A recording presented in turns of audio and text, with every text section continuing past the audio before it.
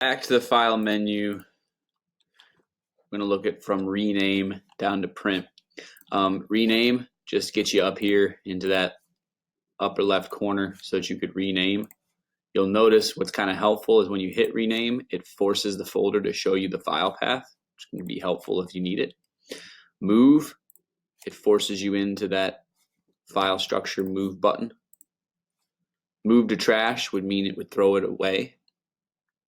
Publish to the web means essentially you are link sharing, so it's kind of a duplicitous button up here, but if you go to publish to the web, you can get a link or an embeddable link for a web page, and you can publish this. So if you publish it, the publish options are these. So do you want people, do you want it to automatically republish when changes are made? Do you want to require people to have an account? So if you want people in the world to be able to see it, you're gonna post this on a web page.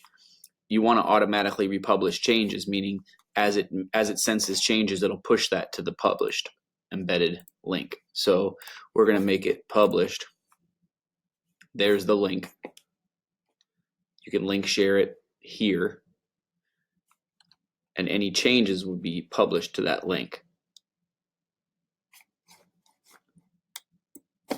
So next, email collaborators. So if you have collaborators, which there's my shared person from earlier, I could message them, say, hey, make sure to look at item 11. And I could then send that to them. Next, document details. This just shows you where it's at, who owns it, when it was modified, when it was created. Language, English. If you switch languages,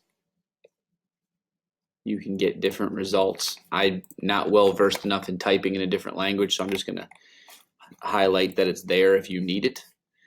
Page setup.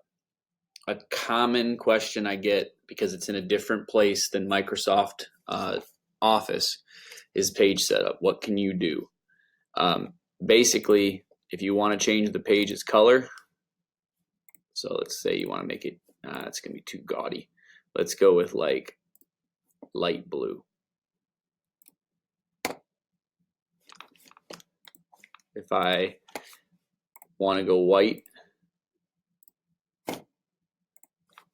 what's also nice is I like 1/2-inch margins. So it's saved as my default.